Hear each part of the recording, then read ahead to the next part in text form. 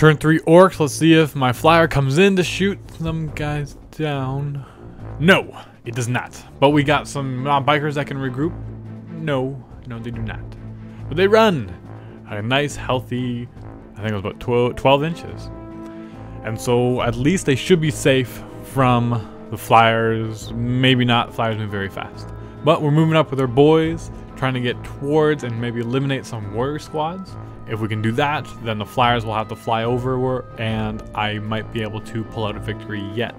Because I do have the superior ground force if I can just take out these ghost arcs.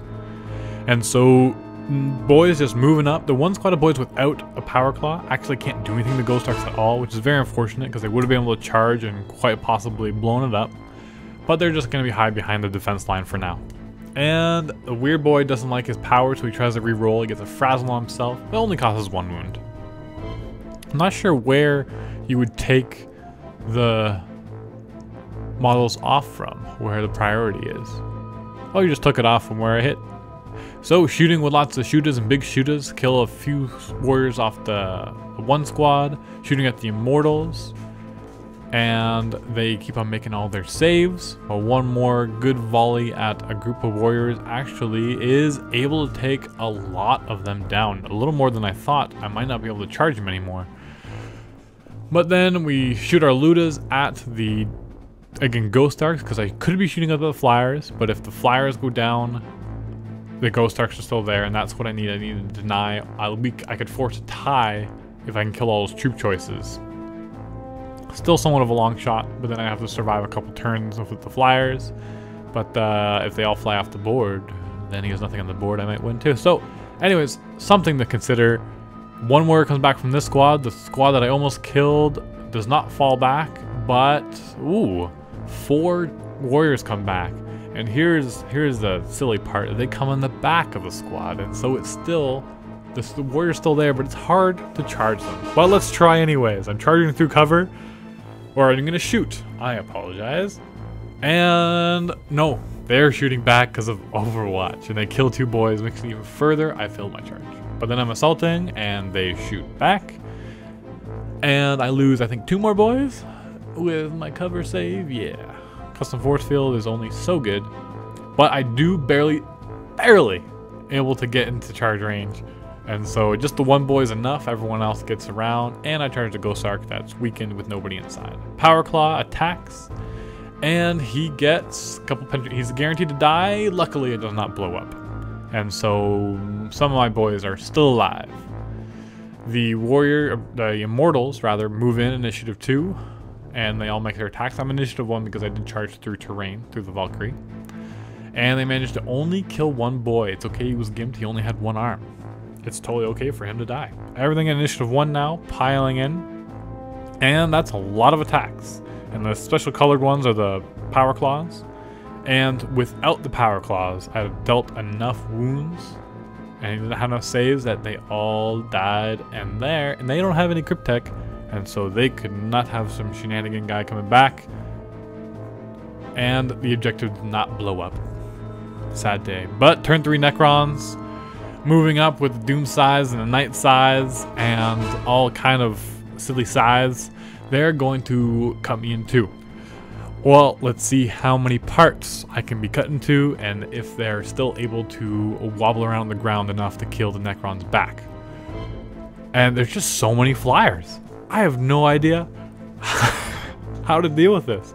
So comment below stratagems to kill mass Necron flyers. It looks really cool on the board at least. And so at least he didn't spam the death race, which I heard is very nasty. Well, I can see it very nasty. Necrons, warriors moving up, immortals running through terrain, then taking difficult terrain test and passing all of them. Then the chariot flying slightly over my boy squad. And so he's able to make some chariot attacks, but not yet. It says anytime during the movement phase, so we just decided to throw it in at the end. So he makes his swoop attack, which is 3 attacks. Well, and he kills a boy. Hooray! But it's pretty neat though. And we kind of, because a swoop attack can attack anything, we're thinking it's like a vector strike that can also hit flyers, which didn't come into play because all my flyers are dead, or are too afraid to come in.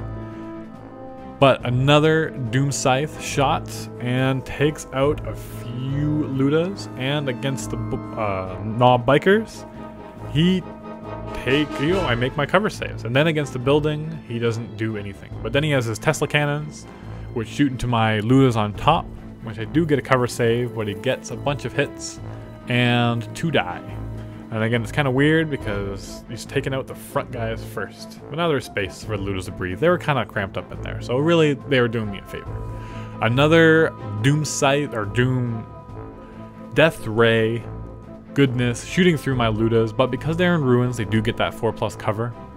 And so only a couple die, which is really nice. But then he attacks with his Tesla cannons and causes a bunch more wounds, but only 2 more or 1 more die. And now this is our reasoning, because we weren't sure, because a line of sight, and everyone else is going to continue to shoot with lots of Tesla cannons. But in the meantime, if a model is out of line of sight, it can't be killed by a shooting attack. Like if half a squad is outside in terrain and the other squad is behind like a building and you shoot, you can only kill the ones you can see. And so on vehicles, weapons have a specific line of sight, and so if you shoot, can you only kill the models that are in your weapons line of sight, and everything else can't be killed. And for this game, we judged that yes, that is the case, that you can only kill what you can see with the weapon. But Necron shooting is still doing fine, even with that little restriction, killing the full squad of boys that didn't, or the little bit of squad of boys that was left that didn't have the knob. And luckily not too well rolls at the other squad of boys. They do manage to survive. They are going to have to take a morale check though. Squads of boys and immortals running up, trying to just get closer to the objective. And now the chariot is going to shoot, kill a few boys. And again, only because it's line of sight, that's the only thing it could kill. And what are we doing now? Killing more boys. Alright. And he does shoot. Only a couple. Oh, we're seeing if Tesla does bounce back and forth. But then the warriors do their rapid fire. Little more pew pew, but not enough to do too much. And for morale all along the board, I do surprisingly make it. I do fail my boys' morale, but I do get a boss pull. Kill boy, not even a problem. And I do make it. So all the boys are still in the squad, but it's the assault phase, and the chariot wants to do some impact attacks. So he gets D6 impact attacks, which is pretty neat, and I think it's at his strength 6, something along those lines. He kills 3 boys. And that's pretty neat. Initiative 3 piles in, can't do a thing. Initiative 2 piles in, and Initiative 2 piles in. And so all the boys, well, we let the Necron Overlord do his attacks first.